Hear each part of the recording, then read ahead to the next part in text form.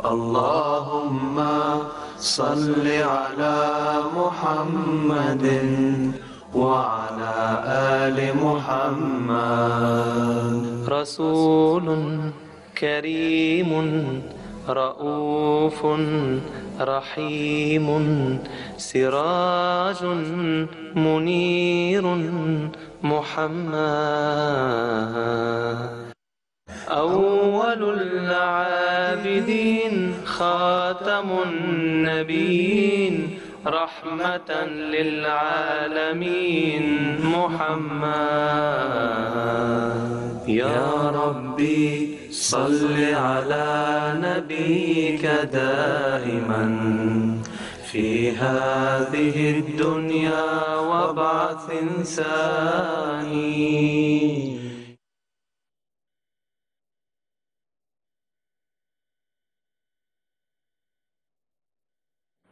بسم اللہ الرحمن الرحیم. السلام علیکم ورحمۃ اللہ وبرکاتہ. ناظرین کرام، آپ کی خدمت میں اسلامی ہجری کیلنڈر کے مختلف مہینوں میں پیش آنے والے اہم واقعات کے بیان پر مشتمل پروگرام کو لے کر حاضر خدمت ہیں. آج کے پروگرام میں ربیع الثانی کے مہینے میں پیش آنے والے چند اہم واقعات کا تذکرہ کیا جائے گا.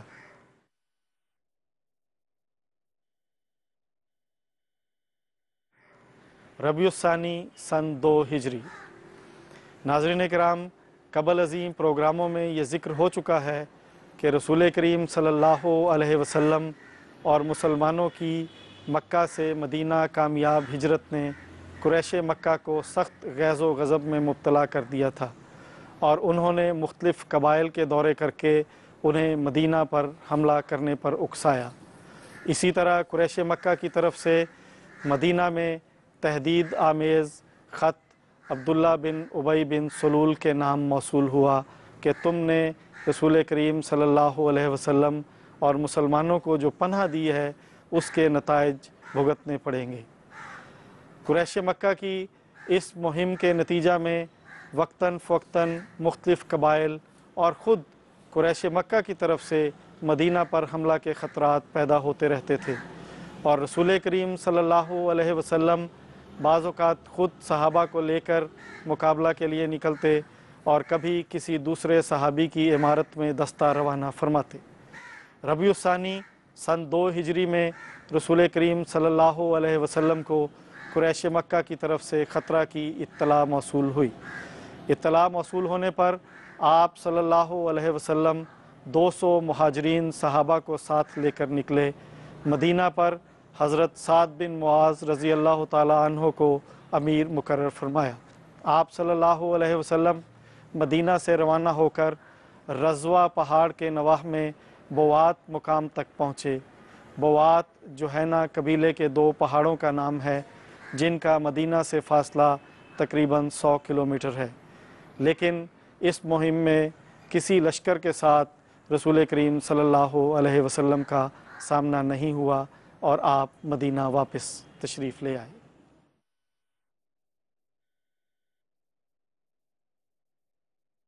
ربیع الثانی سن 4 ہجری. ام المومنین حضرت زینب بنت خزیمہ رضی اللہ تعالی عنہ کی وفات. رسول کریم صلی اللہ علیہ وسلم کے ایک پھوپھی زاد بھائی حضرت عبداللہ بن جہش تھے جو جنگ احد میں شہید ہو گئے تھے، اور ان کی اہلیہ حضرت زینب حالت بیوگی میں بے سہارا رہ گئی تھیں. رسول کریم صلی اللہ علیہ وسلم نے انہیں نکاح کا پیغام بھجوایا، اور ان کی طرف سے رضامندی ظاہر ہونے پر آپ صلی اللہ علیہ وسلم نے انہیں اپنے عقد میں لے لیا. آپ صلی اللہ علیہ وسلم سے نکاح کے وقت حضرت زینب کی عمر کم و بیش 30 برس تھی. ابھی اس نکاح پر چند ماہ ہی گزرے تھے کہ ربیع الثانی سن 4 ہجری میں حضرت زینب کی وفات ہو گئی. رسول کریم صلی اللہ علیہ وسلم نے انہیں جنت البقیع کے قبرستان میں دفن فرمایا. جنت البقیع اس قبرستان کا نام ہے جو رسول کریم صلی اللہ علیہ وسلم نے سن 2 ہجری میں اپنے صحابہ کی تدفین کے لیے مدینہ میں شروع کروایا تھا. اس قبرستان میں سب سے پہلے حضرت عثمان بن مظعون رضی اللہ تعالی عنہ کی تدفین ہوئی۔ حضرت زینب بہت نیک اور پارسا خاتون تھیں اور کثرت سے صدقہ و خیرات کرتیں اور مساکین کا خیال رکھتی تھیں، اسی لیے وہ ام المساکین کے نام سے بھی مشہور تھیں۔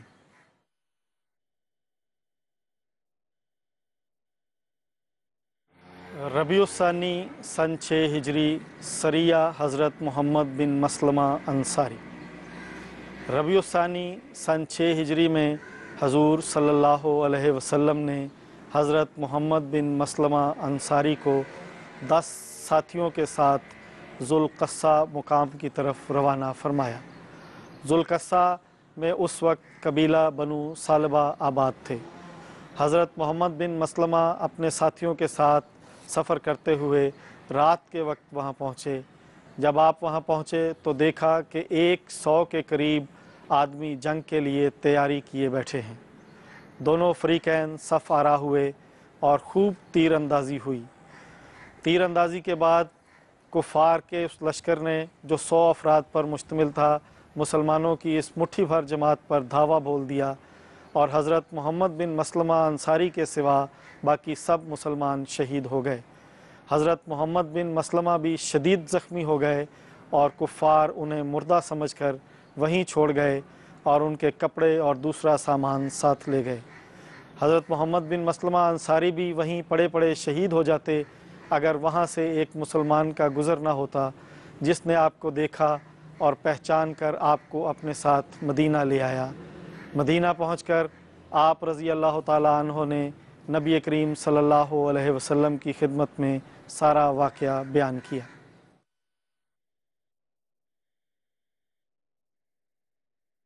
سریہ حضرت ابو عبیدہ بن الجراح رضی اللہ تعالیٰ عنہ ربیع الثانی سن 6 ہجری۔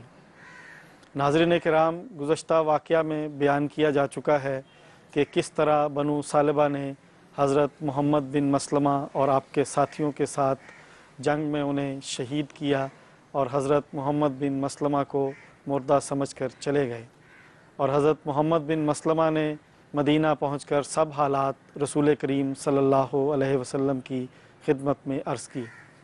تمام حالات کو سننے کے بعد رسول کریم صلی اللہ علیہ وسلم نے حضرت ابو عبیدہ بن الجراح رضی اللہ تعالیٰ عنہ کو 40 سواروں کے ساتھ ذوالقصہ کی طرف روانہ فرمایا۔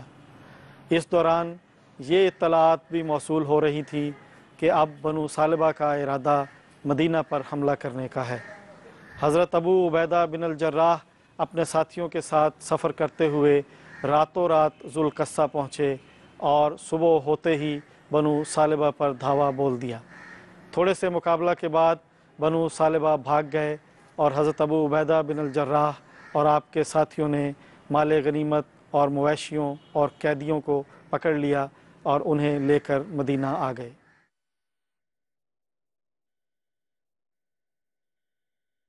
ربیع الثانی سن 6 ہجری سریہ حضرت زید بن حارثہ قبیلہ بنو سلیم کی طرف۔ ربیع الثانی سن 6 ہجری میں حضور صلی اللہ علیہ وسلم نے حضرت زید بن حارثہ رضی اللہ تعالیٰ عنہ کو چند ساتھیوں کے ساتھ قبیلہ بنو سلیم کی طرف روانہ فرمایا۔ یہ قبیلہ اس وقت نجد کے ایک مقام جموم میں آباد تھا۔ جموم مدینہ سے 50 میل کے فاصلے پر ہے۔ حضرت زید بن حارثہ اور آپ کے ساتھی سفر کرتے ہوئے جب جموم پہنچے تو اس مقام کو خالی پایا۔ وہاں پر انہیں قبیلہ مزینہ کی حلیمہ نامی ایک عورت ملی، جس سے آپ کو اس جگہ کا پتہ چلا جہاں پر بنو سلیم کا ایک حصہ اپنے مویشی چرا رہا تھا۔ چنانچہ یہ پتہ چلنے پر آپ نے اپنے ساتھیوں کے ہمراہ اس جگہ پر چھاپا مارا۔ بنو سلیم کے افراد بھاگ گئے اور آپ نے مویشیوں پر قبضہ کر لیا اور انہیں لے کر مدینہ آ گئے۔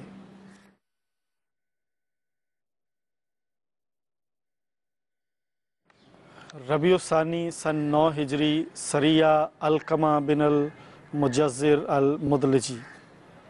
ربیع الثانی سن 9 ہجری میں حضور صلی اللہ علیہ وسلم کو اطلاع موصول ہوئی کہ کچھ حبشی فوجی سمندر میں نقل و حرکت میں مصروف ہیں۔ یہ اطلاع ملنے پر آپ صلی اللہ علیہ وسلم نے حضرت علقمہ بن مجزر مدلجی کو 300 سواروں کے ساتھ ان کے مقابلہ کے لیے بھیجا۔ یہ اطلاع بڑی مستند تھی کیونکہ اہل جدہ نے ان فوجیوں کو خود نقل و حرکت میں مصروف دیکھا تھا۔ جب حضرت علقمہ اپنے ساتھیوں کے ساتھ سمندر میں ایک جزیرے میں ان فوجیوں کی طرف بڑھے تو وہ فرار ہو گئے۔ ناظرین اکرام، جدہ مکہ سے 70 کلومیٹر کے فاصلے پر بحیرہ کلزم کے ساحل پر واقع ہے۔ اس زمانے میں یہ مچھیروں کی ایک بستی تھا۔ موجودہ شہر کی بنیاد حضرت عثمان رضی اللہ تعالی عنہ کے عہد میں رکھی گئی تھی۔ آج کل یہ سعودی عرب کا ایک بڑا شہر اور بہت اہم بندرگاہ ہے۔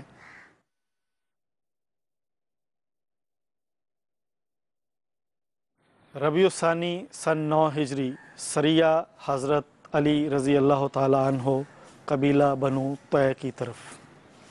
ربیع الثانی سن 9 ہجری میں حضور صلی اللہ علیہ وسلم نے حضرت علی رضی اللہ تعالی عنہ کو 150 سواروں کے ساتھ قبیلہ بنو طے کے بت فلس کو توڑنے کے لیے بھیجا۔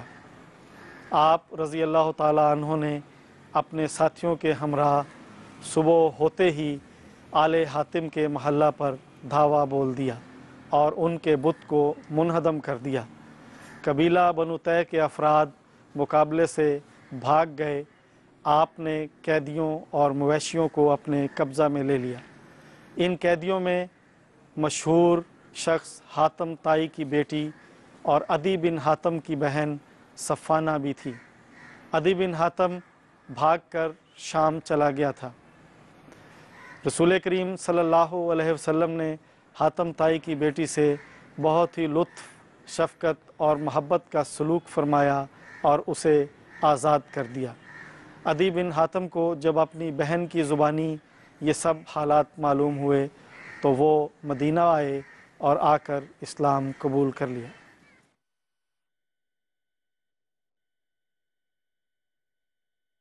جری اللہ فی حلل الانبیاء، حضرت مسیح موعود علیہ الصلاۃ والسلام کی وفات اور خلافت علی منہاج النبوت کا قیام۔ 24 ربیع الثانی کو جری اللہ فی حلل الانبیاء سیدنا حضرت مرزا غلام احمد مسیح موعود و امام مہدی علیہ الصلاۃ والسلام کی لاہور میں وفات ہوئی اور آپ اپنے مولا حقیقی کے حضور حاضر ہو گئے۔ آپ کا جنازہ لاہور سے قادیان لے جایا گیا۔